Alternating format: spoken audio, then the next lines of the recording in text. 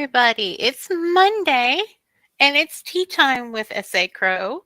And I know that a few of my friends are over on a writing sprint as we speak.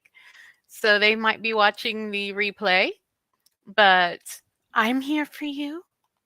Good morning, Rach. Gonna go find the nectar of the gods.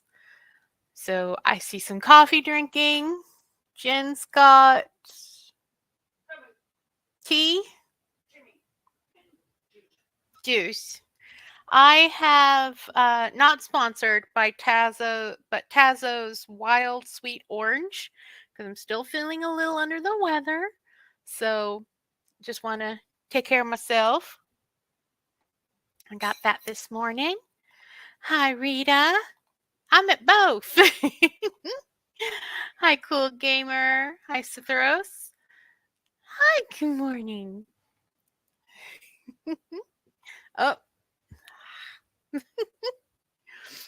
oh my goodness. So, wow. What a weekend. Celebrated the boyfriend's birthday, did a workshop, which you can find my workshop in my playlist, Writers Workshops. It will be there all year. I'm here, was distracted making a logo. Ooh, girl, she's mine. Mine, I say. Well, Jen might have something to say about that. Coffee for me with powdered creamer. Yuck, but better than bad creamer. Dog sitting until tomorrow night. Oh, dog sitting. Yeah, that's right. You can share her with us too, silly. Well, of course, there's more than enough me to go around. I have a hair that is driving me crazy. I don't know where it is on my face, but that's okay. I can let it go. Well, AJ got in the kitchen, got in trouble for being in the kitchen. AJ. Go on. So, pulled my Attracting Abundance card this morning, and it said, "Sow wisely. Whatever you send out to others will be returned to you. This is an immutable law of the universe. If you send out anger, you'll be given more reasons to feel angry. If you send out generosity and love, these are what you'll receive in abundance." And I sort of live my life that way. If I'm not feeling well, I send out extra, you know, good vibes to everybody, because they shouldn't have to put up the fact that I'm not feeling well. That's on me, not on them. So, for those who hadn't attended and watched the replay, watch the workshop. Inspirational. Guess it had new stuff added. So, yay. So, let's see what we got for our weekly writing challenge. Write about a character who, for whatever reason, retreats to a remote cabin. Now, this trope tends to be common in romance, like an author going to a remote cabin. I just read a book about with this trope in it. But there is fun ways you can play with that. Of course, it could be a horror, it could be mystery, it could be suspense, it could be romantic suspense. Good plot for a zombie apocalypse story. Yes,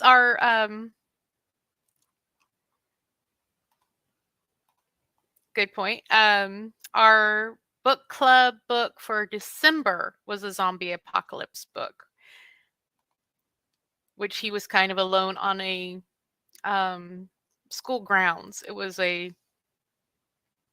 dormitory style school, but that's where he went to hang out for the zombie apocalypse. And our daily writing prompt today is I was ill for 2 months before they diagnosed the illness. I could go with a zombie apocalypse out in the cabin. And the word of the day today was paladin.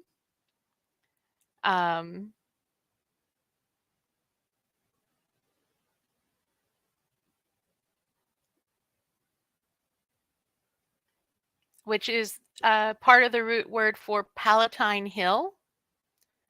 So that's interesting.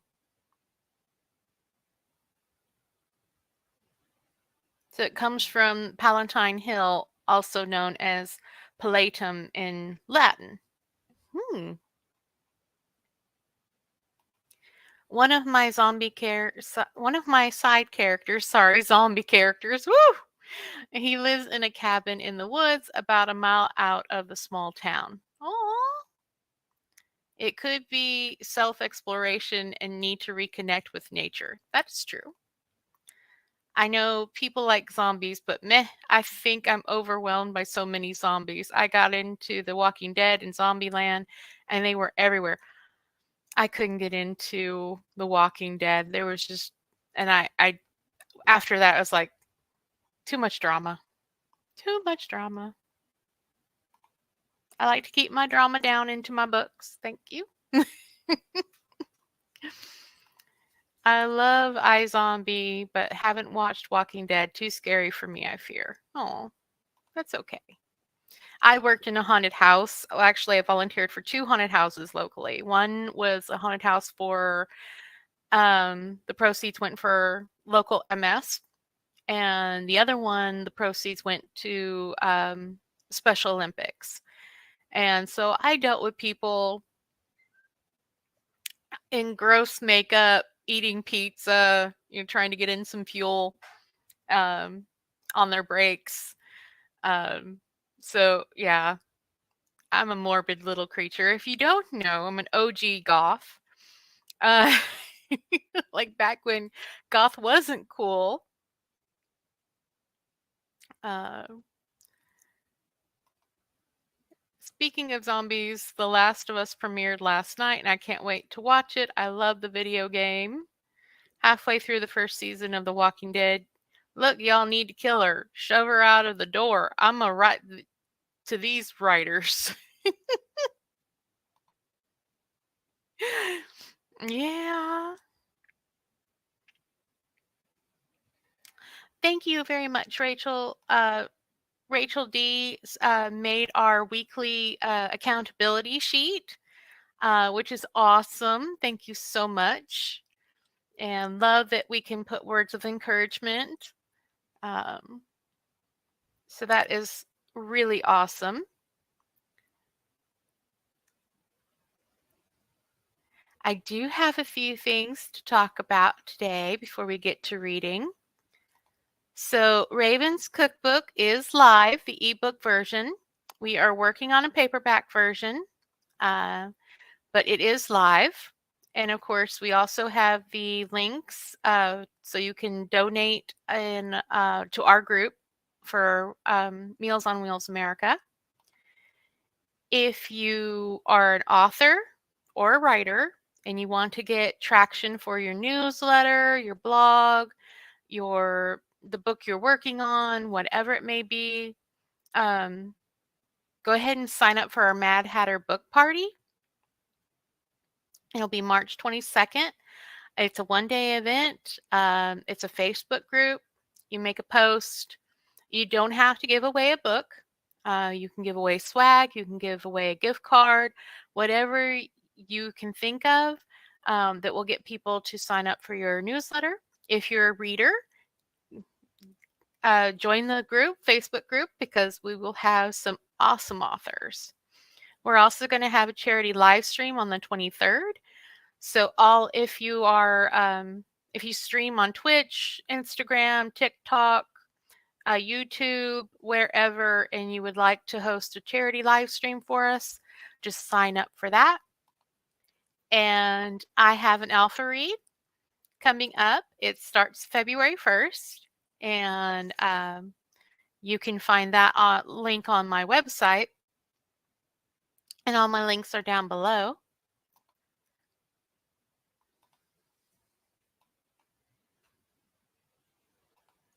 Yay, team! That's right. I have stuff I can actually give away. Woohoo!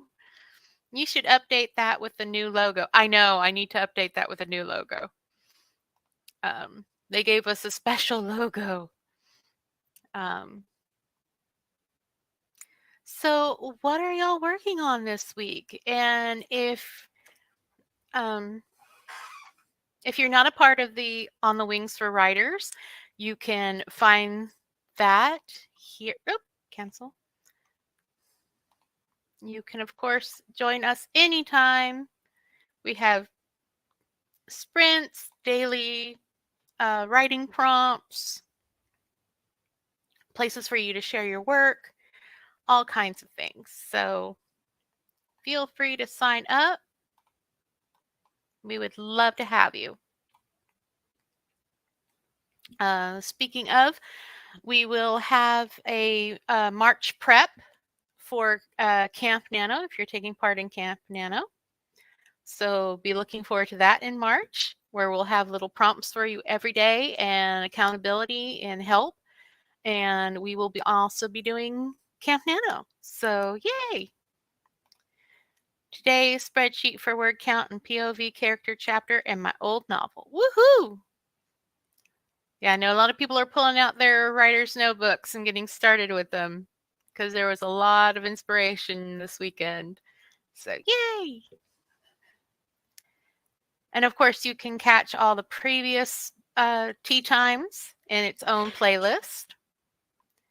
I'm looking forward to my first Camp Nano. Oh, yay! We will be there for you. We gotcha. I might even do a vlog. I don't know yet. That depends on how my March is going to be going.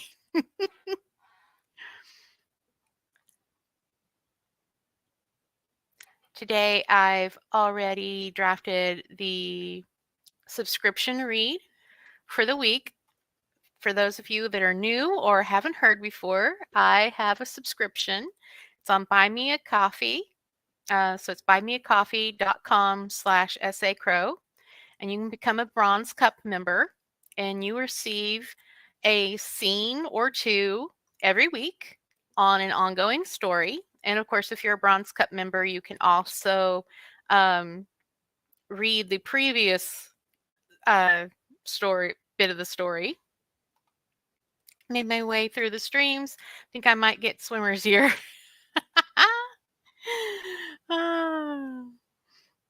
Best parts of my week. Aw, thank you, Brandy. You are so sweet. Please say hi to Ange for me. Hopefully, I'll be over there after this is over. And working on my blog post for the week. So I've got to draft my blog post. I did get some revision in on Love Rules this morning, and I have made a new plan. So the alpha read probably isn't going to be the full novel.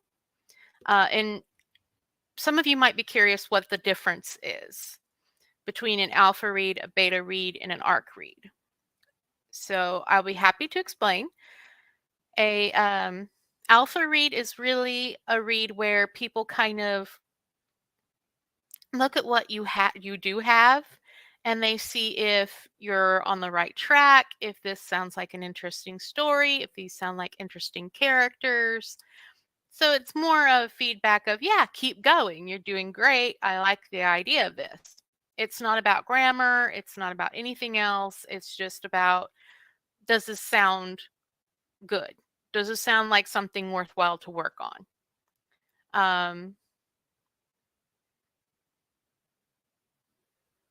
Helps all the hosts if you just leave it up in the background and mute it. That is true. That is true, Brandy.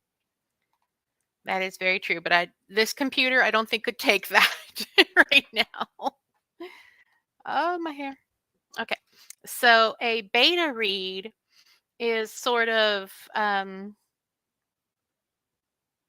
after you've really worked on it a bit and you're about to go to final edits. And beta readers can help you on pacing, help you on, okay, character arcs, whether your character has gone off the rails and you're not quite, you went maybe in the wrong direction with this character. They can help you with plot holes. They can help you with, hey, it feels like I'm in a white room. I don't know where they are. I don't know the mood or the theme. So they help you a little bit more on the more big stuff. Um, and then an ARC read are people who get a advanced reader copy. And so they get a copy before it goes live, before you publish. And they do that for reviews for you. So, which Amazon's making that a little difficult, but yeah, how it is. Dances through to grab Rita's hand. Camp Nano is so much fun. We all need a partner to up and buddy up here there. Yes, that's true. Plus, if you have writer buddies, Camp Nano is a great time. Then it's beta readers I need. Aha! So you got to figure out which one you need.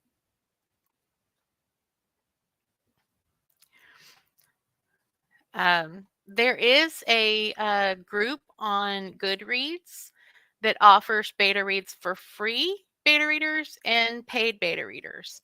And if you are interested in beta readers, of course, you can always, if you click on the Linktree link that I put at the top, if you click there, there is a sign up for if you have a read coming up and you are looking for readers. So go ahead and click that and we will. Thank you, Brandy. We'll help you get readers because we'll put it on our newsletter and in our social medias for the group.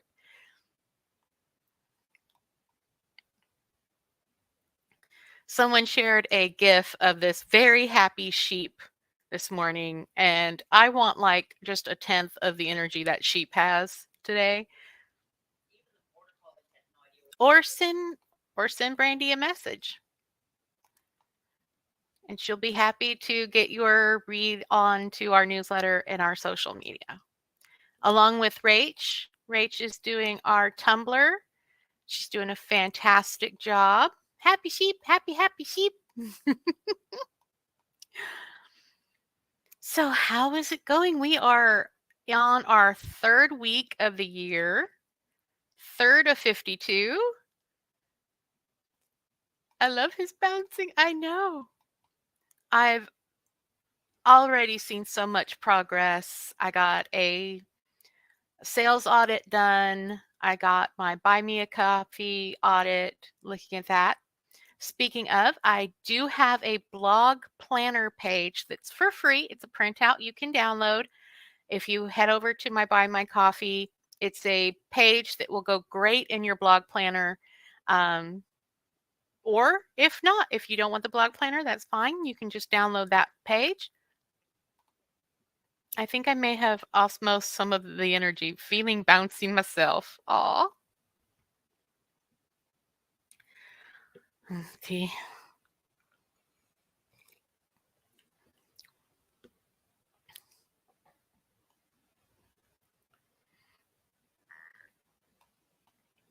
Do any of you do any of you subscribe to an author? And like on Patreon or Ko-fi or Buy Me a Coffee? Cole has a kitty. Oh, I missed the kitty. I was in Cole's sprints just before I had to go get ready. Just saying. I know Brandy follows an author. Raises her hand.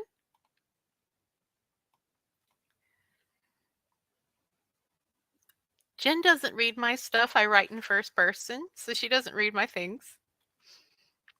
She has a problem with first person.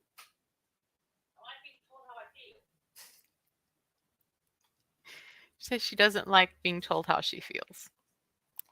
I haven't been outside since Saturday. If it wasn't for the freezing rain, I should go for a walk. Nothing official, but received several newsletters. Ooh. So you follow several authors through their newsletters. Very cool.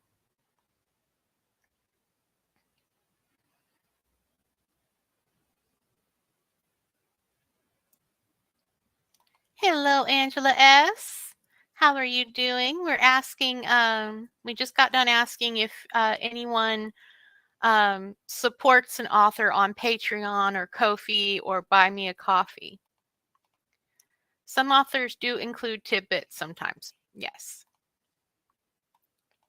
I know of an author who puts a bit of their stories in their newsletter. I know of few that do that. I'm glad you mentioned that. I've been considering rewriting my novels in third person. Oh, very interesting. I tried third person on this and I'm going back and revising and I can't do it. So I'm switching it back to first person. So I'm like, I can't. I can't. Um I might change it in the developmental edit. I don't know. We'll see. We'll see.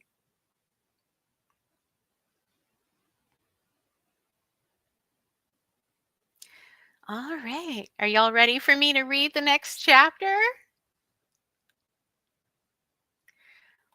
I don't subscribe to anyone monthly yet. I've supported via tips several. Oh, that's so cool. I have supported authors on Kickstart. Yeah. I just shared a Kickstarter today from Alice Hanoff. If you remember, we interviewed Alice Hanoff last year, I think it was. And she has a Kickstarter for audiobook and I think something else. But yeah, so I just shared that here. That's why we are here. Yes, Kickstarter. Okay. Well, Brandy says that's why we're here. So here we go. Today won't be as brave as last Monday. I had to put that was not for children. Hi, AJ. No. No popping my hand. Okay, go lay down. Go lay down. Okay. So we just left off with Raven and Travis making up. Um, so chapter 19, Raven. Finding myself in Travis's bed back in Seattle. This part of the house has always been off limits in my mind. Yet here I am, snuggled under his gray sheets, the scent of him bringing up memories of the previous night. His side of the bed is empty, and I wonder how long he'll let me sleep.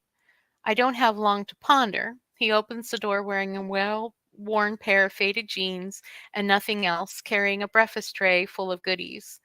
I'm not paying much attention to the tray in his hands, with his chest on full display. That looks and smells delicious.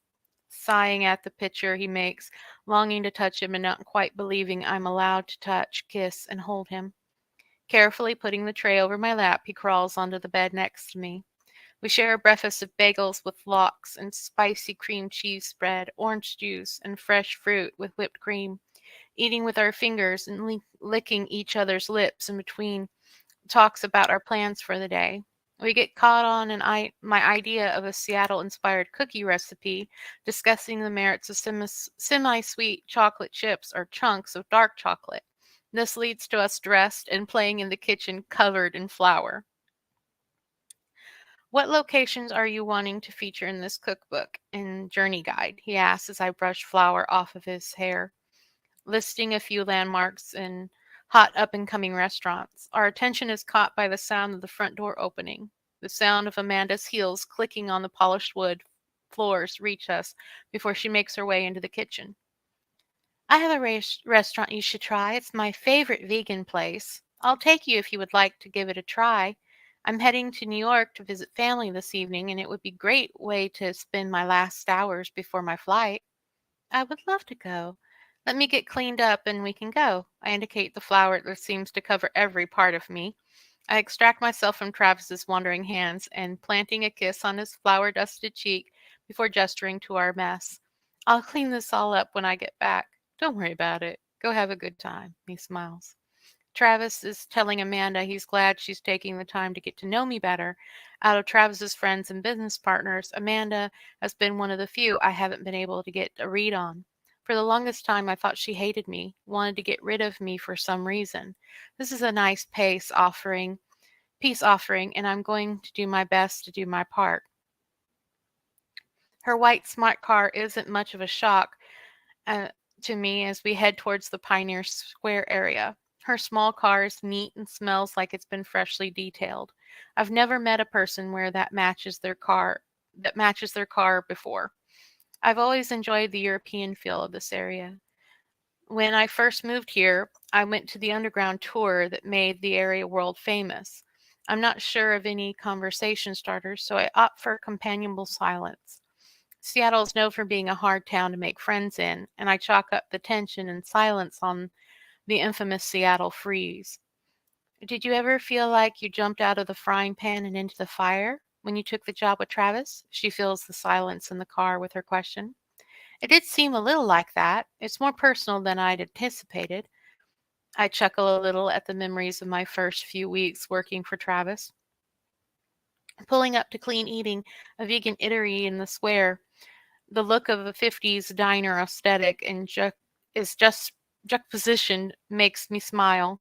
Instead of a greasy spoon, they offer vegan fare. We take a booth near the front windows and make light conversation as we watch the clear summer day. Amanda asked me about my cookbook. I ask her if she knows of any PR agencies that can handle publishing cookbooks. You have to order the kale smoothie, Amanda recommends, as the waiter makes his way towards our table. Sounds like an adventure? Smiling up the blonde 20 something waiter as he asks for our drink orders, I order the smoothie in the special a day, which is a vegan burrito. Amanda orders the black bean burger with sweet potato fries and the same smoothie. After the drinks arrive, I excuse myself and make my way to the bathroom to wash my hands. The menu is one of the dirtiest things you can touch in a restaurant. I thought you hated my guts for the longest time, I confess as I sit down in my seat. Why'd you say that? Amanda gives me a small smile. Well, I'm sure a lot of it's me getting used to the slow way people get to know each other around here. I explained, though Travis mentioned once that you thought I was the stalker. I had my worries on that front, but it seems I was wrong, or Tony would have never let you back in Travis's life. Amanda takes a sip from her drink. She continues after a pause to swallow. I try to maintain a professional relationship with Travis at all times. I think this is the first time I actually interacted with someone he's dated. Something about her phrasing makes me uncomfortable, but I can't put my finger on what it is, and I still can't get a read on her. Thank you for taking the time to introduce me to this place, and for giving me a chance, I replied diplomatically, raising my smoothie glass in a toast to friendship. My pleasure. Our glasses clinked together gently. What do you think of that smoothie? Isn't it sweet that they serve it in a retro milkshake glass? We spent a beautiful afternoon together, and again I wonder why I still feel like she hates my mere presence, but is trying to hide it. On the way back home, I feel a little funny, like I can't control my muscles and my eyes start to droop. That kale smoothie might have had some alcohol in it. I didn't really bother to check the menu. I remember my drink had a bit of a chemical aftertaste. When I asked Amanda about the flavor, she said they added vitamin powder and sometimes you hit pockets of unmixed vitamins. I guess I'm more worn out than I thought, I tell her. I can't seem to keep my eyes open. No worries, you'll be home soon. She smiles at me. I turn to look out my window, but it's as if my vision skips as my head turns. The last thing I remember before passing out completely is Amanda talking on the phone through the in car speaker. I'm so cold, and my stomach hurts like I've been doing crunches for 10 hours. It must be early morning. It isn't bright enough for a full day yet. Opening my eyes, I start to look around to rack my brain for memories. Why am I in a hospital bed? How did I get here? What's wrong? Travis is sitting in a chair beside the bed, his head on the mattress, sleeping, all bent over at an odd angle. Tony's in the corner of the room, but he comes out of a light sleep when I make noise, moving around and getting a handle on where I am and what is happening. Tony? My words seem to croak in my mouth, like I've swallowed a frog. What happened? Where am I? Why does my stomach hurt? My throat is scratchy. You're in a hospital. They think you had a severe case of food poisoning. Amanda said her attack happened on the plane to New York when I talked to her on the phone. I guess you got it from the restaurant you visited with her. We're waiting for you to wake up to check you over and ask you some questions. Running my hand over Travis's head softly, he comes awake and kisses my hand. I don't remember much. I went to lunch with Amanda. Not sure that she still doesn't hate me. I don't remember the drive home. I try to piece together the day in question while I'm answering a nurse and doctor in the room. They have questions and I answer as best I can. It's so strange. Her symptoms, well, I would almost think she was on Rohypnol, but you were at a restaurant, the doctor says with a perplexed look on his face. I'm going to go ahead and release you into the care of your boyfriend. Travis is holding my hand. He squeezes softly. You should rest. It may take a few days for you to feel 100% again. He signs some papers on a clipboard and a nurse types on a tablet she's holding. Travis nods as if he's taking some serious instructions about a bomb. What's Rohypnol? I asked the room in general after clearing my throat. Tony is the first to answer. It's used in roofies, the date rape drug. When we get home, Tony and Travis help me upstairs and into bed. Travis asks me which soups I enjoy and if I have certain crackers I like more than others. He's so sweet and I can't let him worry. Telling him anything we have in the house is fine. He climbs on the bed and lays down beside me, kisses my forehead, and I quickly drift off as his body heat lulls me into a comfortable sleep. And the next morning, we decide to go downstairs and sit in the theater. Well, we compromise on sitting in the theater. Travis props me up with pillows and covers me in the softest quilt ever, and after a while, he even makes hot tea for me. We pause, my favorite action film, when we hear the tea kettle. In the silence, the sound of the front door opening spooks me a bit. Hello? I call out. Raven, are you in the theater? Tony's voice precedes him down the hall. Yep, I'm being held hostage by Comfort. He enters the theater doorway, his height taking up the entire doorway. His shoulders are tense, and he's been running his hands through his hair so many times that it's a mess. His eyes are tight with worry, and his fists keep clenching and unclenching. What is it, Tony? I'm suddenly concerned. Is the stalker back?